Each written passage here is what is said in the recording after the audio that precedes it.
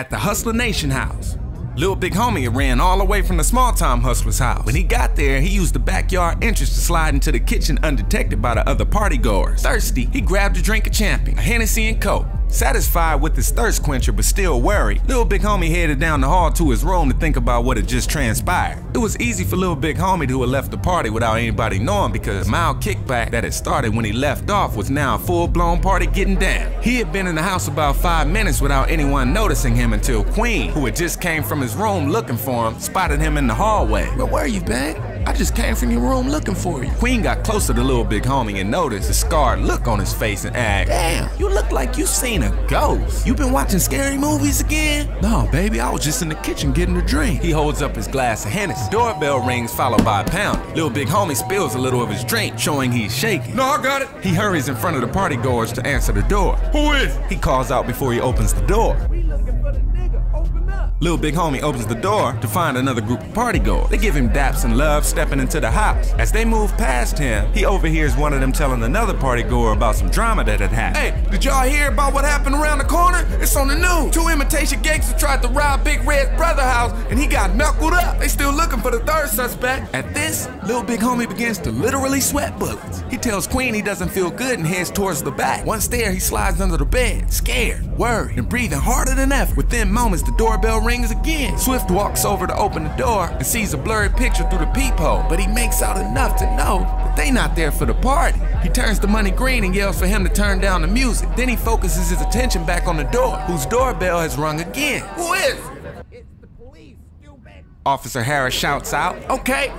Okay, hold on. We not dressed in here." Swift shouts back, trying to buy some time for everybody to put the herbals away. Upon hearing this, a sudden panic sweeps over everyone at the party as they all work together to hurry and hide whatever they can, wherever they can. "You've got 30 seconds to open this door or I'm gonna kick it down." Officer Harris shouts out again. "Officer, please don't kick my door down. That's a new one. I just put it up weeks ago." Swift mockingly yells back. Instantaneously, the door flies off the hinges and police officers rush inside, weapons drawn. "What the hell is going on, officers? Do you have a search warrant or probable cause for knocking down my door?" Swift asks with a little tension in his voice. "No, I don't need a search warrant, but we will thoroughly search you and everybody else in this party if you don't move out of my way. We were informed that a gang member by the name of Lil Big Homie resides here and is currently at this party. He is the third suspect in an attempted robbery that happened down the street. Again, I suggest you move. You don't want to get booked for aiding and abetting." Officer Harris had force in his voice. The house is quiet as Swift slowly slides from in front of Officer Harris. Not being able to take the silence or the accusations, Queen steps up from the crowd. "Lil Big Homie is my man and he ain't done no kind of robbery. He's been here with me all night. What you talking about?" "Then where is he right now so we can ask him a few questions and put this whole thing to rest?" offers Officer Harris. Down the hall, Lil Big Homie had pulled a roach out of his pocket and had been lying under Swift's bed smoking while the scene at the door in the living room was going down. He thought, "This is gonna be the last blunt I smoke for a while." Officer Harris had gone to the squad car to retrieve Chomp Chomp, who was very excited about his task of finding Lil Big Homie.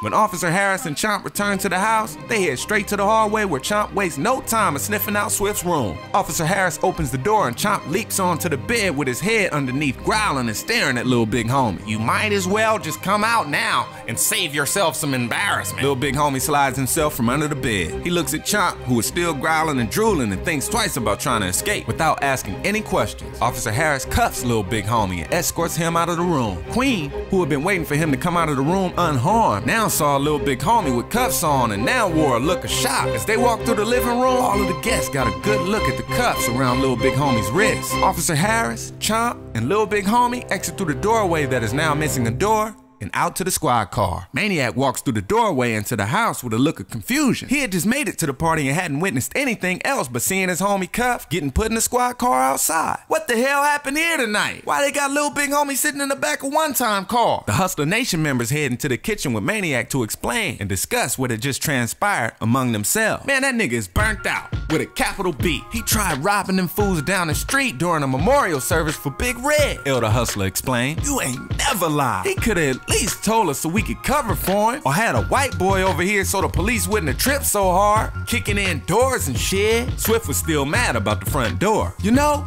I could use some money too. Damn, we could've came up with the proper game plan. L the Hustler said as he started thinking of what he would've done differently in his own mind. Nigga, is that all you think about? Hustling niggas? Look at where it got Lil Big Homie. Swift wasn't thrilled about his friend's predicament. L the Hustler slightly steps to Swift. I ain't him. I would've brought real guns with me and laid them niggas down. Trying to take some of the tension away from Swift and L the Hustler, Money Green asked, I can't believe that nigga came back here. Ran here after he saw the homies getting hemmed up? That's fucked up. Yeah, that nigga is way out. Shit could've worked out if we had planned it out with some brains and not been so secretive. Man, my tooth is killing me. Maniac grimaces in pain, grabbing his tooth. Got all that shit in your mouth.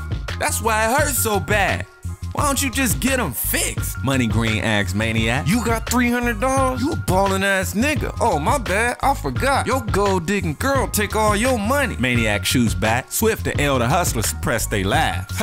You niggas got jokes. I guess you just gotta hit a lick like Lil Big Homie did. Money Green fires back. At this, Swift and L the Hustler begin to laugh out loud. Maniac doesn't find anything funny about hitting a lick. For a moment, he allows his mind to drift off into thoughts of what he could do to come up on some money to pay to get his teeth fixed that were absolutely killing him. As he snaps back to reality, Maniac grabs his keys off the counter and heads back out through the living room and out the doorway. After Lil Big Homie was taken away with cuffs, everyone else at the party officially ruled that scene as a buzzkill and headed out of the Hustla Nation house much quicker than they came. The only patron that remained was Funk, who had fallen asleep on the couch in the living room. Money Green, L the Hustler, and Swift head into the living room to assess the damage. They spot Funk asleep and snoring and start laughing among themselves. Funk farted in his sleep and the smell of a rotted body fills the air, causing all of the guys to gag. Yo, L, you got any more of that booty licorice? Swift turns and asks L the Hustler with his nose plugged. That's a silly question. Hold up. L the Hustler heads into the kitchen to retrieve the booty licorice. He opens up the pantry and on the very top shelf he spots a large mason jar with a big label that says booty licorice. He grabs it and holds it high on display as he returns to the living room. I've been waiting a long time to use my new invention. Hurry up before that nigga wakes up. The contents of the jar are pieces of licorice L the Hustler had rubbed on his booty and countless other women's booty. After each piece was used, it was stored in this jar with anticipation of being used on a very unsuspecting victim. Tonight, Funk was gonna be that victim. L the Hustler pulls out a grimy looking piece and holds it up for the others to see. They all laugh quietly as he places the licorice in a small gap in Funk's mouth as he continues to sleep. Once the piece is perfectly lodged into Funk's mouth, they stand back and watch what happens. Funk starts moving his lips as the licorice just hangs from his mouth, dangling up and down. Then, he begins sucking on the licorice and kissing it. He then starts talking in his sleep. Oh, Miss Lady, kiss me again. That was nice. See, my breath don't sting. Everyone begins laughing uncontrollably, waking up Funk.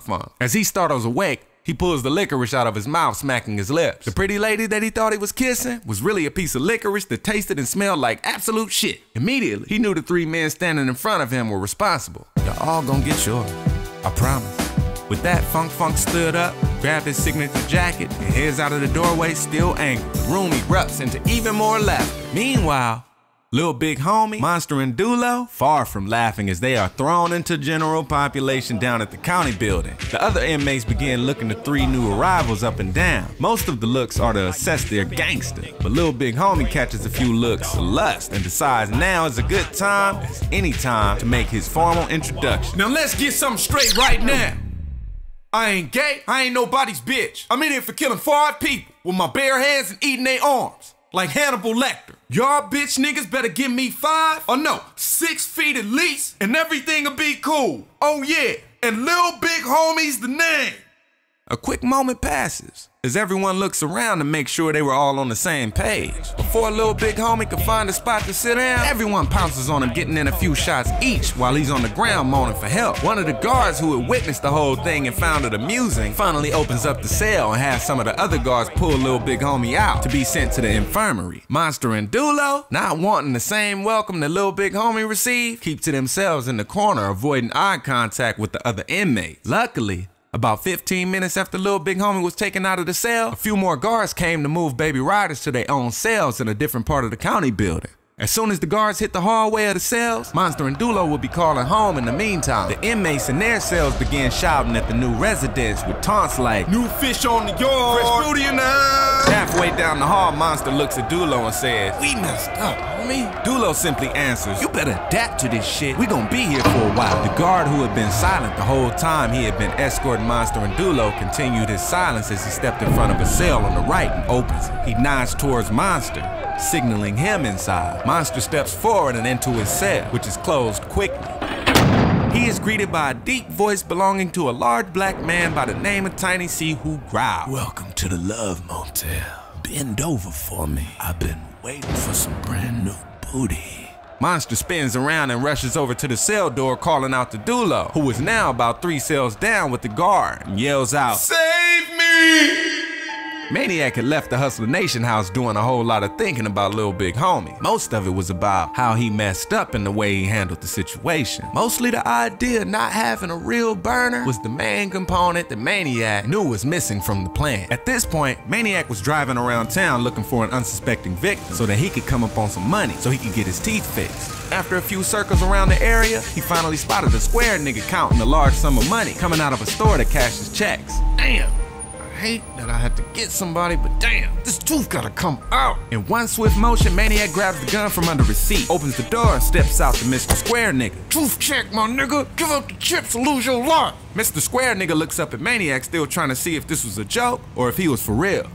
"Come on, man, stop playing. Do you need some change or something?" Mr. Square nigga asks, digging in his pocket for whatever he could spare. "Oh, you think I'm playing?" Maniac asked as he cocked his gun back and continued, "I said, tooth check." He quickly shoots a quick round at the area around Mr. Square nigga's feet. Okay. He screams, giving Maniac the cash in his hand and pocket. "You can have it all. You want my jewelry and my car?" Maniac counts $350 from the wad of cash in his hands and answers, "No, homie, I just need enough to get my tooth fixed and some gas or some herbals." Money in his pocket, Maniac hurries back to his car and skates off, saying to himself, "See, that's how Lil Big Homie should have done it. I'll be glad when this tooth is out. When they done, I'm gonna roll me a fat one and enjoy a good high, pain-free." The ride to the urgent care dentist was a little less painful for Maniac, knowing he was gonna finally have some relief. But although he was happy, he still couldn't help letting his mind wander about Lil Big Homie being locked up. Damn.